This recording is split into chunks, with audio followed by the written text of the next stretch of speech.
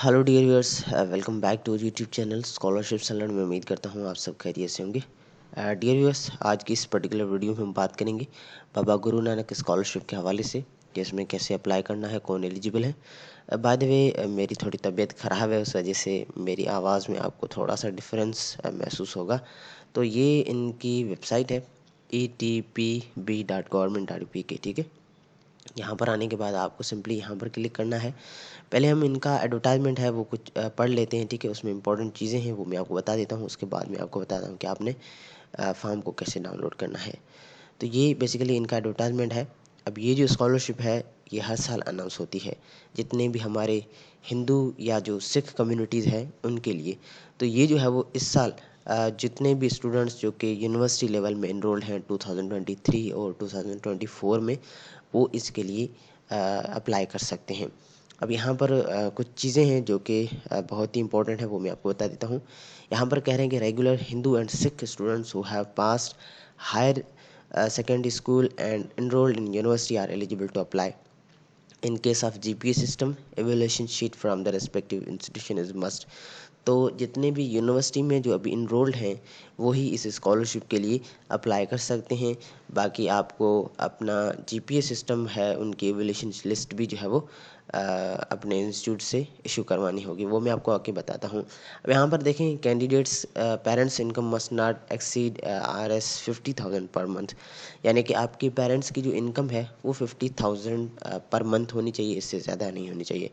अब इनका ये जो नया सिस्टम अभी इन्होंने जो है वो मुतारिफ़ कराया है, जिसके तहत आपने फॉर्म में अपनी बैंक अकाउंट डिटेल्स देनी है ताकि आपकी जो अमाउंट है जो आपको स्कॉलरशिप मिलेगी वो आपके डायरेक्ट बैंक अकाउंट में आएगी, ठीक है। और इनका न्यू एप्लीकेशन फॉर्म है वो हम फिल करेंगे, आगे मैं आपको बताता हूँ। और आपने सेमेस्टर सिस्टम के तहत आपकी जो जितने भी मार्कशीट्स हैं लास्ट 2 सेमेस्टर की, तो वो आप यहाँ पर इसके फॉर्म के साथ अटैच करेंगे, ठीक है, अटैच करवा के। उसके बाद नीचे अब यहाँ पर देखते हैं क्या लिखा है कि आपने जो इनकम सर्टिफिकेट है वो ओरिजिनल इसके साथ अटैच करना है, ठीक है। और जितनी भी आप इन्फॉर्मेशन देंगे वो एक तो आप हेड ऑफ़ द इंस्टीट्यूट से वेरीफाई करवाएंगे, ठीक है। बाकी जितने भी आपके मार्कशीट्स हैं या आपके जो डॉक्यूमेंट्स हैं वो सारे जो है वो वेरीफाई होने चाहिए, अटेस्टेड होने चाहिए, ठीक है, बिफोर सेंडिंग। उसके बाद हेड ऑफ़ द इंस्टीट्यूट और employer should ensure correct financial position of the student parent guardian before signing the income certificate. तो जितने भी आपके हेड ऑफ़ द इंस्टीट्यूट है या एम्प्लॉयर जो आपकी इनकम सर्टिफिकेट पे साइन करेगा वो पहले आपकी जो फाइनेंशियल पोजीशन है वो चेक करेगा कि आप डिज़र्विंग स्टूडेंट्स हैं भी या नहीं।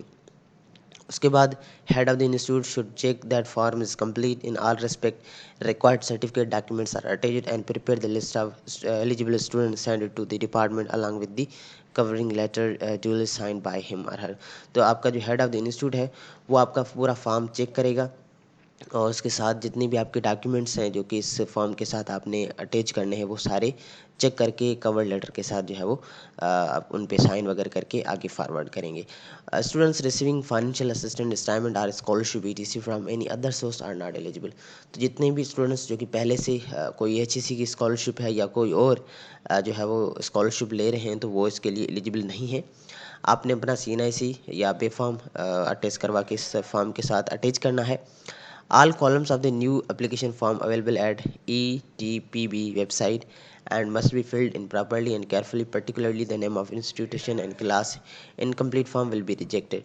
Eligible student may apply with the all credentials, attested documents and 2 passport size photographs to the secretary PMEIF ETP Board 9 Court Street Lahore by 31 जुलाई। तो आपने फॉर्म को जो है वो 31 जुलाई से पहले पहले भेज देना है। उसमें क्या क्या चीज़ें आपने अटैच करनी है, एक तो आपके डॉक्यूमेंट्स में यानी कि आपकी मार्कशीट्स, आपके 2 पासपोर्ट साइज़ फ़ोटोग्राफ्स, आपका CNIC वगैरह हो गया। और इनका ये फॉर्म है मैं आपको बताता हूँ। यहाँ से जैसे आप बाबा गुरु नानक स्कॉलरशिप फॉर्म पे क्लिक करेंगे तो बेसिकली आपके पास ये वाला फॉर्म जो है वो डाउनलोड होगा, ठीक है, ये वाला फॉर्म। इस फॉर्म को आपने डाउनलोड करना है और यहाँ पर ऊपर एक इंस्ट्रक्शंस है वो मैं आपको बताता हूँ। यहाँ पर देखें कह रहे हैं कि use blue ink for filling up the and attesting the form. तो आपने ब्लू इंक यूज़ करनी है, ठीक है, अटेस्ट करवा के भी اور اپنے یہ فارم فل کرنا ہے اس میں بھی آپ نے یہی بلیو انک یوز کرنی ہے. آپ نے بلاک لیٹرز میں اپنا نام لکھنا ہے، اپنا CNSE نمبر لکھنا ہے، یہاں سے جینڈر لکھنی ہے، اپنا ریلیجن لکھنا ہے، اور یہاں سے کلاس یا کورس لکھنا ہے جس میں آپ ابھی کرنٹلی پڑھ رہے ہیں.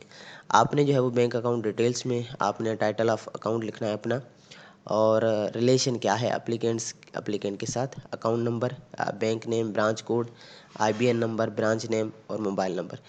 جتنے بھی یہاں پر دیکھیں کاپی انکلوز لکھا ہوا ہے وہاں پر، یعنی کہ آپ نے اپنے CNSE یا پے فارم کی کاپی اس کے ساتھ اٹیچ کرنی ہے. اب یہاں پر آپ بتا سکتے ہیں کہ سنگل اکاؤنٹ ہے یا جوائنٹ اکاؤنٹ ہے. تو جوائنٹ اکاؤنٹ ہوگا تو وہ آپ کے پیرنٹس کے ساتھ ہی بنتا ہے. تو اس کیس میں وہ اگر آپ کا جوائنٹ اکاؤنٹ ہے تو آپ یہاں پر لکھیں گے کہ ریلیشن وتھ اپلیکینٹ کیا ہے، سن. ٹھیک ہے. اس کے بعد یہاں پر تھوڑا سا ہم نیچے آتے ہیں تو یہاں پر آپ کے فادر کی انفارمیشن ہے، آپ کے فادر کا نام، آپ کے فادر کا آکوپیشن کیا ہے، کلاس اور course on basis of scholarship is being claimed. تو کلاس یا کورس آپ نے بتانا ہے جس کی بیس پہ اسکالرشپ کلیم کی جا رہی ہے. ٹھیک ہے. آپ نے اپنے انسٹیٹیوٹ کا نام لکھنا ہے پورا، تحصیل بتانی ہے، ڈسٹرکٹ بتانا ہے، کانٹیکٹ نمبر، اور یہاں پر آپ نے اپنی میٹریکولیشن کی مارکس لکھنی ہے، انٹرمیڈیٹ کی مارکس لکھنی ہے، ٹوٹل آپ کی مارکس یا آپ کا CGPA کیا ہے وہ آپ یہاں پر لکھیں گے، اور آپ کا پرسنٹیج کتنا بنتا ہے وہ آپ یہاں پر لکھیں گے. اس کے بعد ڈیٹ یہاں پر مینشن کریں گے جس ڈیٹ پہ آپ یہ فارم سینڈ کر رہے ہیں. اس کے بعد آپ نے اپنی سگنیچر کرنی ہے. یہ جو ہے وہ certificate of the head of institute, یہ آپ کی ہیڈ آف دی انسٹیٹیوشن سے آپ نے ویریفائی کروانا ہے، جس میں آپ نے اپنا نام لکھنا ہے، اپنے فادر کا نام. ٹھیک ہے. اور یہاں پر لکھنا ہے کہ کس کلاس میں آپ پڑھ رہے ہیں. یہاں پر جو ہے وہ آپ کی ہیڈ آف دی انسٹیٹیوٹ کا سائن آئے گا اور ان کا اسٹیمپ. ٹھیک ہے. یہاں پر نیچے یہ انکم سرٹیفکیٹ ہے فادر یا گارڈین کا، تو یہاں پر آپ نے اپنے فادر کا نام لکھنا ہے، از ورکنگ ایز اے، جو بھی کام کرتے ہیں وہ یہاں پر لکھنا ہے کہ کیا کام کرتے ہیں اور کہاں پر کام کرتے ہیں وہ یہاں پر لکھیں گے. اور یہاں پر کہہ رہے ہیں کہ ان کی منتھلی انکم کتنی ہے وہ آپ یہاں پر لکھ کے ہی شی از دی dash relation of the applicant, تو آپ نے یہاں پر اپنا ریلیشن شپ لکھنا ہے. اس کے بعد نیچے آپ یہاں پر تھوڑا آئیں گے تو یہاں پر دیکھیں signature and stamp employer are principal head of the institution. یہاں پر بھی آپ نے اپنے انسٹیٹیوٹ سے جو ہے وہ سائن اور اسٹیمپ وغیرہ لگوانا ہے. یہ جو ہے وہ ڈاکیومنٹس ہیں. اگر میں آپ کو بتا دیتا ہوں کہ کون کون سے ڈاکیومنٹ اٹیچ کروا کے آپ نے اس فارم کے ساتھ بھیجنے ہیں. ایک تو آپ کا CNSE یا بے فارم ہو گیا، اور اس کے بعد نیچے یہ آپ کے یہاں پر کہہ رہے ہیں کہ no need to attach the copies of parents guardian CNSE. تو آپ نے صرف اور صرف اپنی CNSE کی کاپیز بھیجنی ہے. آپ کے ویلڈ بینک اکاؤنٹ نمبرس آپ نے لکھنا ہے تاکہ آپ کا جو اماؤنٹ ہے وہ ٹرانسفر کیا جائے. اس کے بعد attached copies of mark sheets, ڈومیسائلس یا progress report of last annual exams, یعنی کہ آپ کے 2 لاسٹ سیمسٹر کی جو ہے وہ مارک شیٹ آپ نے اٹیچ کرنی ہے. In case of semester system students are required to attach the attested copy of mark sheets of last 2 semester. In case of GPA system, evaluation sheet is mandatory. Original income certificate of parents guardian for the current year. تو آپ نے current year کا جو ہے وہ income certificate attach کرنا ہے، copy نہیں کرنی، اوریجنل سرٹیفکیٹ. اس کے بعد سارے کالمس جو ہے وہ آپ نے پھر سے چیک کرنے ہیں کہیں پر آپ نے مسٹیک تو نہیں کی ہے. یہ یہاں پر اردو میں بھی فارم ہے اور انگلش میں بھی ہے، سیم چیز ہے، کوئی بھی ڈیفیکلٹی اس میں نہیں ہے، نہ ہی ڈفرینس ہے. تو یہ آپ جو ہے وہ بلیو انک کو یوز کر کے فارم فل کریں گے. اور یہ آپ نے فارم کہاں پر سینڈ کرنا ہے، اگر میں آپ کو بتاتا ہوں یہ والی ایڈریس ہے، ٹو دی سیکریٹری. یہ والی ایڈریس یہاں پر یہ کمپلیٹ ایڈریس ہے. اس ایڈریس پہ آپ نے 31 جولائی سے پہلے فارم کو سینڈ کر دینا ہے. اور اگر کوئی اور کوشچن ہے تو آپ نیچے مجھے کمنٹس میں پوچھ سکتے ہیں.